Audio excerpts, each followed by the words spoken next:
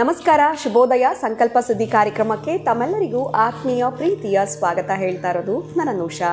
ಮೊದಲನೇ ಬಾರಿ ಚಾನಲ್ ವೀಕ್ಷಿಸ್ತಿದ್ದೀರಾ ಅಂತಂದರೆ ಮೊದಲನೇ ಕೆಲಸ ಸಬ್ಸ್ಕ್ರೈಬ್ ಮಾಡಿ, ನಮ್ಮ ವಿಡಿಯೋಸ್ನ ಲೈಕ್ ಮಾಡಿ. ಜೀವನದಲ್ಲಿ ಅನೇಕ ರೀತಿಯಾಗಿರುವಂಥ ತೊಂದರೆಗಳು, ಕಷ್ಟಗಳು, ಸಮಸ್ಯೆಗಳು ಬರ್ತಾ ಇದೆ. ಎಲ್ಲ ರೀತಿ ಪರಿಹಾರ ಮಾಡ್ಕೊಂಡಿದ್ದೀವಿ, ದೇವಸ್ಥಾನಗಳಿಗೆ ಹೋಗಿದ್ದೀವಿ, ಹೋಮ ಹವನಗಳನ್ನ ಮಾಡಿಸ್ಕೊಂಡಿದ್ದೀವಿ, ವ್ರತಗಳ ಆಚರಣೆ ಮಾಡಿದ್ದೀವಿ. ಆದರೂ ಕೂಡ ಸಮಸ್ಯೆಯಿಂದ ಹೊರಗಡೆ ಬರೋಕ್ಕಾಗ್ತಿಲ್ಲ ಅಂತಂದರೆ ಖಂಡಿತ ಚಿಂತೆ ಮಾಡಬೇಡಿ. ಈಗ ಆಲ್ರೆಡಿ ಸಾಕಷ್ಟು ಜನ ಅಕ್ಷರವೃಕ್ಷವನ್ನು ಪಡೆದುಕೊಂಡು ಎಲ್ಲ ಒಂದು ತೊಂದರೆಗಳಿಂದ ಕೂಡ ಹೊರಗಡೆ ಬಂದಿದ್ದಾರೆ. ನೀವು ಕೂಡ ಅಕ್ಷರವೃಕ್ಷವನ್ನು ಪಡೆದುಕೊಳ್ಬೇಕು, ಇದ್ರ ಬಗ್ಗೆ ಸಂಪೂರ್ಣವಾಗಿ ತಿಳ್ಕೊಳ್ಬೇಕು ಅಂತಂದರೆ ಸ್ಕ್ರೀನ್ ಮೇಲೆ ಸಂಖ್ಯೆಗಳು ಬರ್ತಾ ಇದೆ, ನಂಬರ್ಸ್ಗೆ ನೀವು ನೇರವಾಗಿ ಕಾಲ್ ಮಾಡಬಹುದು. ಇನ್ನು ಕಾರ್ಯಕ್ರಮದಲ್ಲಿ ನಮ್ಮ ಜೊತೆಲಿದ್ದಾರೆ ಸ್ಪಿರಿಚುವಲ್ ಗುರು ಡಾಕ್ಟರ್ ವಿಷ್ಣುದತ್ತ ಗುರುಜಿಯವರು. ಗುರುಗಳನ್ನ ಕಾರ್ಯಕ್ರಮಕ್ಕೆ ಬರ್ಮಾಡ್ಕೊಳ್ಳೋಣ. ನಮಸ್ತೆ ಗುರುಗಳೇ, ಕಾರ್ಯಕ್ರಮಕ್ಕೆ ಭಕ್ತಿಯ ಸ್ವಾಗತ. ಗುರುಗಳ ಜೀವನದಲ್ಲಿ ಮನುಷ್ಯನಿಗೆ ಈ ಒಂದು ಆರ್ಥಿಕ ಸಮಸ್ಯೆ ಅನ್ನುವಂಥದ್ದು ಒಂದ್ಸಲಿ ಅಲ್ಲ, ಹಲವಾರು ಸಲ ಬಂದು ಹೋಗಿರುತ್ತೆ. ಸಾಕಷ್ಟು ಜನಕ್ಕೆ ಒಂದೊಂದು ರೀತಿ, ಒಬ್ಬೊಬ್ಬರಿಗೆ ಇಂಡಿವಿಜುವಲ್ ಆಗಿ ಅಂತಲೇ ಹೇಳ್ಬೋದು. ಆರ್ಥಿಕ ಸ್ಥಿತಿ ಸುಧಾರಿಸ್ಕೊಳ್ಬೇಕು ಅಥವಾ ಅದರಿಂದ ಹೊರಗಡೆ ಬರಬೇಕು, ಆ ಸಮಸ್ಯೆನೇ ನನ್ನ ಲೈಫಲ್ಲಿ ಬರಬಾರ್ದು ಅಂತ ತುಂಬ ಜನ ಯೋಚನೆ ಮಾಡ್ತಿರ್ತಾರೆ. ಆದರೆ ಇದಕ್ಕೆ ಸರಿಯಾಗಿರುವಂಥ ಮಾರ್ಗ ಏನು ಅಥವಾ ಏನೆಲ್ಲ ಉಪಾಯಗಳನ್ನ ನಾವು ಮಾಡ್ಕೊಳ್ಬೇಕಾಗತ್ತೆ? ಬಂದೇ ಬರುತ್ತೆ. ಈಗ ಹೇಗೆ ನೀವು ಹೇಳ್ತಿರ್ತೀರ, ಉದಾಹರಣೆಗೆ ಮೂಗಿದ ಮೇಲೆ ನೆಗಡಿ ಅನ್ನುವಂಥದ್ದು ಬರುತ್ತೋ, ಮನುಷ್ಯನಿಗೆ ಆರ್ಥಿಕ ಸ್ಥಿತಿಯ ಸಮಸ್ಯೆಗಳು ಬರ್ತಾ ಇರುತ್ತೆ. ಇದಕ್ಕೆ ಒಂದು ಪರಿಹಾರವನ್ನು ದಯವಿಟ್ಟು ತಿಳಿಸ್ಕೊಡಿ ಗುರು. ಓಂ ವಿಶ್ವಸ್ಮೈ ನಮಃ. ಪ್ರೀತಿಯ ಬಂಧುಗಳೇ, ಜ್ಯೋತಿಷ್ಯದಲ್ಲಿ ಕೆಲವು ಹೇಳ್ತಾನೆ, ಇನ್ನು ವೇದವನ್ನೇ ಕಲಿತವರು ಜ್ಯೋತಿಷ್ಯದ ಕಡೆ ಗಮನಿಸದೆ ಅವನಿಗೆ ಆ ವೇದಾಧ್ಯಯನದಲ್ಲಿ ಎಲ್ಲೋ ಒಂದು ಕಡೆ ಪಾರಾಯಣ ಮಾಡೋ ಒಂದಷ್ಟು ಹಣ ಸಿಗುತ್ತೆ ಅಂತಕ್ಕಂಥದ್ದು. ಇನ್ನು ಕೆಲವೊಬ್ಬರಿಗೆ ಯಾವುದೋ ಒಂದು ಕೆಲಸ ಮಾಡಿದ್ರೆ ಸಂಪಾದನೆ ಆಗುತ್ತೆ ಅನ್ನೋದು ಗೊತ್ತಿರುತ್ತೆ. ಅವನಿಗೆ ಜ್ಯೋತಿಷ್ಯ ಆಗಲಿ, ಧನಸ್ಥಾನ 2ನೇ ಮನೆ ಅಂತಾಗಲಿ, ಲಾಭಸ್ಥಾನ 11ನೇ ಮನೆ, ಯಾವ ನೋಡಲ್ಲ. ಅವನ ಕಾಯಕಲ್ಪದಲ್ಲಿ ನಡ್ಕೊಂಡು ಹೋಗ್ತಿರ್ತಾನೆ, ಏನೋ ಮಾಡ್ತಿರ್ತಾನೆ. ಒಟ್ಟಾರೆ ಅವನೊಂದು ಗೋಲ್ ಇಟ್ಕೋಬೇಕು. ಆ ಗೋಲ್ಗೆ ಒಂದಷ್ಟು ದಿನಗಳು ಶ್ರದ್ಧೆಯಿಂದ ದುಡಿಯಲೇಬೇಕು. ಇದೊಂದೇ ಮಾರ್ಗ. ಕಷ್ಟಪಟ್ಟು ದುಡಿಯೋದಕ್ಕೆ ಐಡಿಯಾಲಜಿನ ಬಳಸಬೇಕಾಗುತ್ತೆ. ಆಮೇಲೆ ಬಹಳ ಮುಖ್ಯವಾಗಿರತಕ್ಕಂಥದ್ದು ಐಡಿಯಾ ಇದೆ ಇಲ್ಲಿ ನಮಗೆ. ಈ ಚಪ್ಪಲಿ ಹೊಲಿಯುವವ ಚಪ್ಪಲಿ ಹೊಲಿದುಕೊಂಡು ಅಲ್ಲೇ ಇದ್ದಾನೆ, ಅವನೊಂದು ಕಂಪನಿ ಹುಟ್ಟಾಕಲೇ ಇಲ್ಲ. ಯಾವೋ ನಾವು ಚಪ್ಪಲಿ ಖರೀದಿ ಮಾಡಿದ್ನೋ, ಅರೆ ಈಗ ಮಾಡಿದ್ರೆ ಚೆನ್ನಾಗಿರುತ್ತೆ ಅಂತೇಳಿ ಆ ಕಂಪ್ನಿಯನ್ನು ಮಾಡಿದ. ಈ ಕಲ್ಲು ತೆಗಿತಾರೆ ಈಚಿನ ಮರದಿಂದ, ಆ ಈಚಿನ ಮರದಿಂದ ಕಲ್ಲು ತೆಗಿತಾನೆ ಇದ್ದಾನೆ, ಅದು ಕೂಡ ಮಧ್ಯವೇ. ಆ ಕಲ್ಲು ತೆಗೆಯೋನು ಹಾಗೇ ಇದ್ದಾನೆ, ಆದರೆ ಮದ್ಯದ ಅಂಗಡಿಗಳು ಐಷಾರಾಮದಲ್ಲಿ ತಲೆ ಎತ್ತಿವೆ.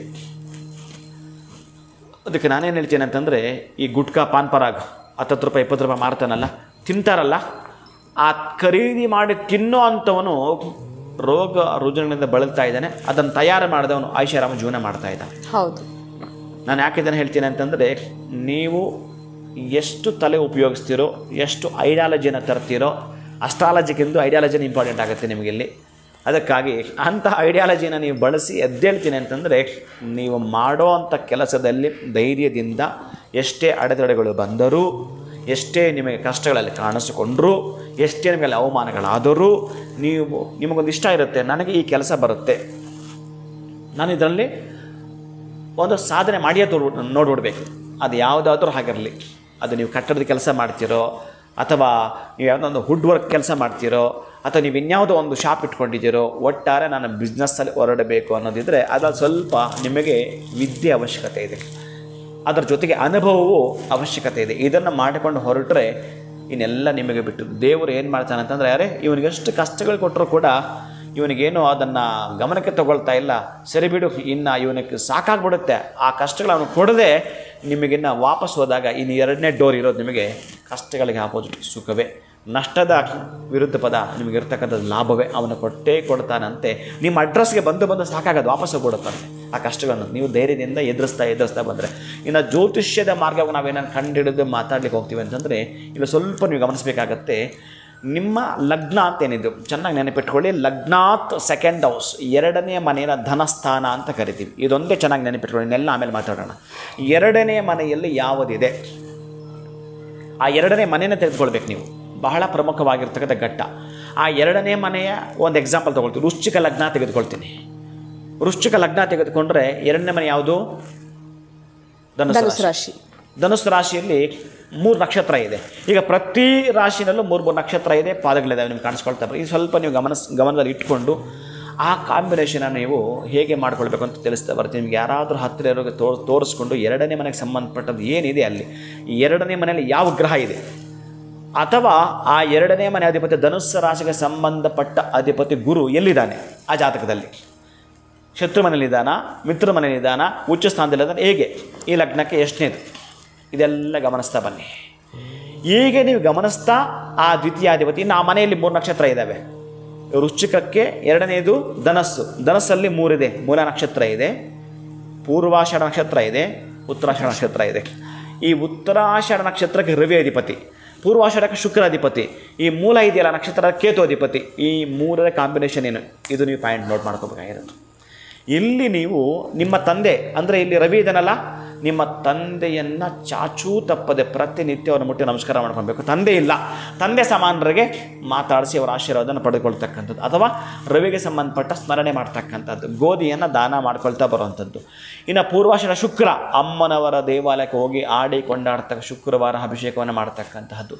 ನಿಮ್ಮ ಲಗ್ನ ಇತ್ತಲ್ಲ ವೃಶ್ಚಿಕ, ಇದಕ್ಕೆ ಸಂಬಂಧಪಟ್ಟದ್ದೇನು ಅಂತಂದರೆ ಒಂದು ಅಂಶವನ್ನು ತೆಗೆದುಕೊಳ್ಬೇಕು. ರಕ್ತಚಂದನ, ಕೆಂಪು ರಕ್ತಚಂದನದಿಂದ ಅಥವಾ ಚಂದನದ ಪೌಡ್ರಿಂದ, ಚಂದನದ ಪುಡಿಯಿಂದ ಅಭಿಷೇಕವನ್ನು ಅಮ್ಮನವರಿಗೆ ಮಾಡಿಸ್ತಕ್ಕಂಥದ್ದು. ಇನ್ನು ಕೇತು ಅಧಿದೇವತೆ ಆ ಮೂಲ ನಕ್ಷತ್ರ ಸಂಬಂಧಪಟ್ಟವಾದ್ದರಿಂದ ಗಣಪತಿಯನ್ನು ಗರಿಕೆಯಿಂದ ಪೂಜಿಸ್ತಕ್ಕಂಥದ್ದು. ಒಟ್ಟಾರೆ ನೀವು ಸೂರ್ಯನನ್ನು ಪೂಜಿಸಬೇಕು, ಇನ್ನು ಗಣಪತಿಯನ್ನು ಪೂಜಿಸಬೇಕು, ಅಮ್ಮನವ್ರನ್ನ ಪೂಜಿಸಬೇಕು. ಇಷ್ಟೂ ನೀವು ಧನಸ್ಥಾನಕ್ಕೆ ಸಂಬಂಧಪಟ್ಟಾದ್ದರಿಂದ ನೀವು ಚೆನ್ನಾಗಿ ಕೇಳಿಸ್ಕೊಳ್ಬೇಕಿಲ್ಲಿ. ಹಾಗೆ ನೀವು ಯಾರ ಹತ್ರ ಹೋದರೂ ಕೂಡ ಈ ಎರಡನೇ ಮನೆ ಅಧಿಪತಿ ಆ ನಕ್ಷತ್ರಗಳ ದೇವತೆಗಳನ್ನ ಹಾಡಿಕೊಂಡಾಡ್ತೀರ ಅಂತಂದರೆ ಬಹುಶಃ ಯಾರು ಏನೇನು ಇದನ್ನು ಇನ್ನಕ್ಕೆ ನೋಡೋದೇ ಇಲ್ಲ. ನಾವು ಎರಡನೇ ಮನೆ ಗುರು ನೋಡ್ತೀವಿ, ಅದನ್ನು ನೋಡಬೇಕು, ಇನ್ನೊಂದಷ್ಟು ಇಂಡೆಪ್ತ್ ನೀವು ಹೋಗಬೇಕು, ಆಗ ನಿಮಗೆ ಸಿಕ್ಕಿಬಿಡ್ತಕ್ಕಂಥದ್ದು. ಆಮೇಲೆ ನಿಮ್ಮ ಲಗ್ನ ಇದೆಯಲ್ಲ, ಇಲ್ಲೂ 3 ಇದೆ, ಅದನ್ನು ನೋಡ್ಕೋಬೇಕು ನೀವು. ಆ ಒಂದು ವೃಶ್ಚಿಕ ಲಗ್ನದಲ್ಲೂ ಕೂಡ ಚೆನ್ನಾಗಿ ಗಮನಿಸ್ಬೇಕು ನೀವು. ಇಲ್ಲೂ 3 ಇದೆ, ಅನುರಾಧ ಇದೆ, ಜ್ಯೇಷ್ಠ ಇದೆ, ವಿಶಾಖ ಇದೆ. ಇಲ್ಲೂ 3 ಬರ್ತವೆ ನಿಮಗೆ. ಗುರು ಬರ್ತಾನೆ, ಶನಿ ಬರ್ತಾನೆ, ಬುಧ ಬರ್ತಾನೆ. ಈ 3ಕ್ಕೆ ಸಂಬಂಧಪಟ್ಟ ಅಷ್ಟೋತ್ತರಗಳು, ಆ ಎರಡನೇ ಮನೆಯ ಅಷ್ಟೋತ್ತರಗಳು, ಅಥವಾ ಆ ದೇವತೆಗಳನ್ನ ಆಡಿ ಕೊಂಡಾಡ್ತಾ ಒಂದಷ್ಟು ದಿನಗಳ ಕಾಲ ಹೇಳ್ಕೊಂಡು ಅಂತಂದರೆ ಎಷ್ಟು ಅಂತಂದರೆ ನಿಮಗೆ ಎಷ್ಟು ತರಹದ್ದು ಸಮಸ್ಯೆಗಳಂತ ಬರ್ತವೋ. ಅಂದರೆ ಕೋಟಿ ಅಪಾಯಗಳಿಗೆ ಉಪಾಯ ಒಂದೇ ಇದು. ಕೋಟಿ ಅಪಾಯಗಳಿಗೆ ಉಪಾಯ ಒಂದೇ ಈ ಲಗ್ನಕ್ಕೆ. ಅಂದರೆ ಲಗ್ನ ಅಂದರೆ ನೀವು, ನಿಮ್ಮ ಬಾಡಿ, ನಿಮಗೆ ಧನವೇ ಬೇಕು. ನಿಮಗೆ ಆ ಎರಡನೇ ಮನೆಯಿಂದ ಕಾಂಬಿನೇಷನ್ನ ಕಂಡುಹಿಡಿಯೋದು, ಆ ದೇವತೆಗಳನ್ನು ಈ ದೇವತೆ ಕಾಂಬಿನೇಷನ್ ಮಾಡೋದು, ಆ ಸ್ತೋತ್ರನ ಯಾರು ಇದನ್ನು ಮಾಡ್ತಾ ಇದ್ದಾರೆ, ಜ್ಯೋತಿಷ್ಯರು ಹೋಗಿರೋರು ಯಾರನ್ನ ಕೇಳಿದ್ದೀರಿ ಇದನ್ನು ನೀವು ಎಲ್ಲಿ ತಿಳ್ಕೊಂಡಿದ್ದೀರಾ? ಲಗ್ನದ ನಕ್ಷತ್ರಗಳನ್ನ 3, ಅದಕ್ಕೆ ಸಂಬಂಧಪಟ್ಟ ದೇವತೆಗಳು, ದ್ವಿತೀಯ ಸ್ಥಾನಕ್ಕೆ ಸಂಬಂಧಪಟ್ಟ ದೇವತೆಗಳು, ಇವೆರಡನ್ನು ಒಟ್ಟಾರೆ 6 ಬರ್ತವೆ. ಪ್ರತಿನಿತ್ಯ ನೀವು ಕಟ್ಟಿಟ್ಟಬಿಟ್ಟು ಒಂದು 20 ನಿಮಿಷ ಮೆಡಿಟೇಷನ್. 24 ತಾಸಲ್ಲಿ ನೀವು ಗಾಸಿಪುಡಿ ಹೇಳೋಕ್ಕಾಯಿತು, ಮೊಬೈಲ್ ತೀಡೋಕ್ಕೆ ಆಯಿತು, ಇನ್ನೊಬ್ಬರ ಬಗ್ಗೆ ಹೇಳೋಕ್ಕೆ ಆಯಿತು, ಏನೇನು ಮಾಡಿದ್ರೆ ಗೊತ್ತಿಲ್ಲ, ಅದು ಇದನ್ನು ಯೋಚನೆ ಮಾಡಿ 20 ನಿಮಿಷ ಯೋಚನೆ ಮಾಡಿ, 20 ದಿನ ಯೋಚನೆ ಮಾಡಿ, ಆ 20 × 5 ಹಾಕಿ. ಹೀಗೆ ಮಾಡ್ಕೊಂಡು ಹೋಗಿ ನಿಮಗೆ ಯಾಕೆ ಸಿಗಲ್ವ ನೋಡೋಣ. ನೀವು ಮಾಡೋ ಕೆಲಸದಲ್ಲಿ ವಿಜಯದ ಪತಾಕೆನ ಆರಿಸಲಿಕ್ಕೆ ಸಾಧ್ಯವಿದೆ, ನೀವು ಹಣವನ್ನು ಪಡೆದುಕೊಳ್ಳೋಕ್ಕೆ ಸಾಧ್ಯವಿದೆ. ಇದನ್ನಾದರೂ ಕಟ್ಟುನಿಟ್ಟಾಗಿ ನಾವು ಮಾಡ್ತಾ ಬರ್ತೀವಿ ಅಂತಂದರೆ, ಅದು ನಾನು ಎಕ್ಸಾಂಪಲ್ ಕೊಟ್ಟಿದ್ದೀನಿ. ನಿಮ್ಮ ಲಗ್ನ ಯಾವುದು, ದ್ವಿತೀಯಾಧಿಪತಿ ಯಾವುದು, ಹೀಗೆ ತಿಳಿದುಕೊಂಡು ಹೊರಟ್ರೆ ಮಾತ್ರ 100ಕ್ಕೆ 100 ನಿಮ್ಮ ಎಫರ್ಟ್ಗೆ ಸಂಬಂಧಪಟ್ಟ ಪ್ರತಿಫಲ ಸಿಗುತ್ತೆ. ಬರೆದಿಟ್ಕೊಂಡು ಖಂಡಿತ ಗುರುಗಳೇ, ಒಂದು ರೀತಿಯಾಗಿರುವಂಥ ಸೀಕ್ರೆಟ್ನ ರಿವೀಲ್ ಮಾಡಿದ್ರಿ ಅಂತಾನೆ ಹೇಳ್ಬೋದು. ನನಗೆ ಜಾತಕ ಬಂದಾಗ ಕೆಲವರು ರಿವೀಲ್ ಮಾಡಿಬಿಡ್ತೇನೆ, ಯಾಕಂದ್ರೆ ಅವರು ಒದ್ದಾಟ ನೋಡಿದ ಆಮೇಲೆ ಇನ್ನೂ ಕೆಲವೊಂದು ಕರ್ಮ ಅಂತಂತಂದರೆ ನನಗೆ ಓಪನ್ ಆಗಲ್ಲ ಕೆಲವೊಂದ್ಸಲ. ಕೆಲವರು ಬಂದಾಗ ಯಾಕೋ ಅವರು ಮನಸ್ಸಲ್ಲಿ ಏನಾದರೂ ನೆಗೆಟಿವ್ ಇಟ್ಕೊಂಡು ಬಂದಿದ್ದರೆ ಸಾಧ್ಯವೇ ಇಲ್ಲ, ಯಾಕಾದರೂ ಬರ್ತೀರೋ ಅಂತ ಅಂದ್ಬಿಡ್ತೀನಿ ನಾನು. ಯಾಕಾದ್ರೆ ಅಂದರೆ ಅವ್ರ ಮನಸ್ಸೊಳಗಡೆ ಏನು ಥಿಂಕ್ ಮಾಡ್ತಿರುತ್ತೋ ನನ್ನ ಸ್ಕ್ಯಾನ್ ಅದು. ನಾನು ಇನ್ನೂ ಬೇಕಾದಷ್ಟು ರಿವೀಲ್ ಮಾಡಬಾರ್ದು ಅಂತಿದೆ. ಇಲ್ಲಿ ವಿಧಿ ಇಲ್ಲ, ಹಣಕಾಸಿನ ವಿಚಾರಕ್ಕೆ ಒದ್ದಾಟ ಮಾಡ್ತಿರ್ತಾರೆ. ಇದು ಬಹಳ ವರ್ಷಗಳಿಂದ ನಾನು ಕೆಲವೊಂದು ಬಾರಿ ಪ್ರಯೋಗ ಮಾಡ್ಕೊಂಡು ಬಂದಿದ್ದೇನೆ. ತುಂಬ ದಟ್ಟ ದಾರಿದ್ರ್ಯನು ಧನವಂತನಾಗಿ ನೋಡಿದ್ದೇನೆ ನಾನು. ದಟ್ಟ ದಾರಿದ್ರ್ಯವಂತನು ಧನವಂತನಾಗಿ ನೋಡಿದ್ದೆ ನಾನು. ಅದಕ್ಕಾಗಿ ನಾನು ನೀವು ಕೇಳಿದ ಪ್ರಶ್ನೆ ಹಂಗಿತ್ತು, ಅದಕ್ಕಾಗಿ ನಾನು ಉತ್ತರ ಕೊಡಬೇಕಾಯ್ತು. ಖಂಡಿತ ಗುರುಗಳೇ. ಸೊ ಎಲ್ರಿಗೂ ಕೂಡ ಅನುಕೂಲ ಆಗಲಿ ಅಂತ ಆ ಎರಡನೇ ಭಾವ ಅನ್ನೋಂಥದ್ದನ್ನ ಹೇಗೆ ನೋಡ್ಕೊಳ್ಬೇಕು, ಅವರ ಲಗ್ನ ಯಾವುದು, ಎರಡನೇ ಮನೆಯಲ್ಲಿ ಯಾವುದು ಬರುತ್ತೆ ಅನ್ನೋದನ್ನ ನೋಡ್ಕೊಳ್ಬೇಕು ಅನ್ನೋದ್ರ ಬಗ್ಗೆ ತಿಳಿಸ್ಕೊಟ್ರಿ. ಬಹಳ ಧನ್ಯವಾದಗಳು. ನಮಸ್ಕಾರ. ಹರೇ ಶ್ರೀನಿವಾಸ. ಸೊ ಆರ್ಥಿಕ ಸಮಸ್ಯೆಯನ್ನು ನೀವು ಸುಧಾರಿಸ್ಕೊಳ್ಬೇಕು ಅಂತಂದರೆ ಜ್ಯೋತಿಷದ ಪ್ರಕಾರ ಯಾವ ರೀತಿ ನಾವು ನೋಡಬೇಕು ಅನ್ನೋದನ್ನ ಗುರುಗಳು ಈ ಒಂದು ವಿಡಿಯೋದಲ್ಲಿ ಬಹಳನೇ ಸುಂದರವಾಗಿ ತಿಳಿಸ್ಕೊಟ್ಟಿದ್ದಾರೆ. ವಿಡಿಯೋನ ಮುಗಿಸುವಂತಹ ಸಮಯ ಆಗಿದೆ. ನಮಸ್ಕಾರ.